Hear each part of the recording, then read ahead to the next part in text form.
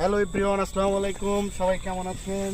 আজকে আমরা এসেছি এই নদীর ধারের চর, যেখানে একদম চর উঠেছে। হ্যাঁ, আমরা আসলে কখনো আসা হয় না ব্যস্ততার কারণে। আসলে তো আমরা গ্রামের মানুষ, আমরা চেষ্টা করি যে একটু গ্রাম সম্পর্কে বলার জন্য, যে গ্রামের সৌন্দর্যগুলো আপনাদেরকে তুলে ধরার জন্য। আপনারা একটু দেখেন, যেহেতু শহরের মানুষগুলো আসলে এই পরিবেশগুলো দেখতে পায় না।